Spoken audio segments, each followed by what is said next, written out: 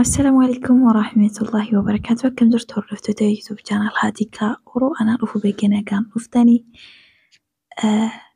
سلامتان كي بكسرتان هندتي سمبراكاو سنين جتا أدام وقا وديفانو أداتين كابد إسي فيدين جرا كان فاقا وديفانو كي تمراتنا ولين ترى سنين جرا يوكان موقا فيديو كي تمراتي أنا ولين ترى سنين جتشون بربادا كان درتي وري channel كي أفاريتاتان سبسكرايب gochuudhaan maatii kiyya ta'a. Akkasumas immoo yaada qabdan komentii jalatti naaf kaa'uu hin dagatinaa. Viidiyoo kana immoo like share gochuudhaan hiriyoota keessan biraan naaf gahaa jechuudha. Akka isiniin jedha gara odeeffannoo kiyyaatti yeroon darbu manoota gurguraa qabadhee isiniif dhiyaadheetiin jira. Manni kun immoo kan argamu mana naannoo Buraayyuutti argamudha. Kanaaf aga xumura viidiyoo kanaatti na waliin turaatii sirriitti hordofaa jechuudha. Egaa manni isin jalqaba irratti argitan kuni mana baay'ee bareedaadha. Mana guddaadha. Kaartaa fi pilaanii hin qabu qabiyyeedha. Iddoon itti argamu Burraayyuu safara Laaftoo jedhamutti ibsaa fi bishaan qaba.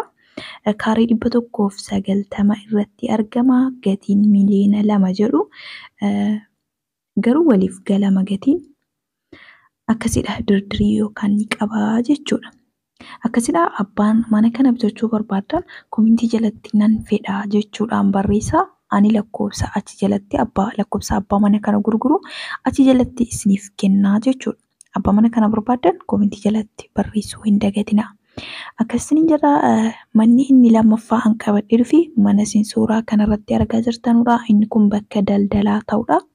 Akkuma isin argaa jirtanu yani karaa daarii jechuudha.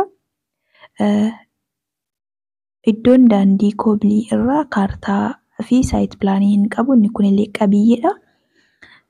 Iddoon itti argamu Buraayyuu Laaftoo. Inni kunillee bakka Laaftoo jedhamutti ibsaa qaba. Bishaan piroosesii xumureera. Bishaan boollaanii qaba. Kaarii 210 irratti argama. Gatiin isaa miliyoona 2.5 yookaan miliyoona 2 fi 500 jedhu. Inni kunillee dirdirii xiqqoo ni qaba. Waliif galama jedhu gatiin.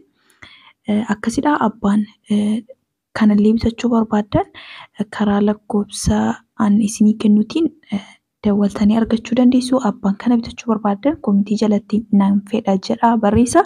San booddee komentii jalatti anis isiniif kenna lakkoofsa isin bilbiltanii ittiin mana kana argachuu dandeessan yookaan mana kana bitachuu dandeessanuu jechuudha. Akkasidha odeeffannoo keenya addaa kana fakkaata ture.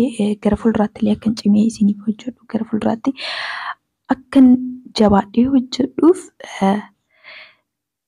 channel kana naaf guddisuu, channel kana laayikii naaf tuqullee hin dagatinaa. Akkasuma immoo sheerii gochuu hiriyoota keessaniif tarii isin fayyaduu dhiisuu danda'a. Garuu tarii hiriyoota keessan keessaa nama tokko fayyaduu danda'a viidiyoon kun. Kanaaf sheerii gochuu hin dagatinaa. Hiriyoota keessan obboloota keessaniif sheerii naaf godhaa isiniin jedha. Egaa aga viidiyoo kan biraatiin yookaan odeeffannoo kan biraatiin walitti deebinutti nagaadhaan naaf turaa. Nagaatti.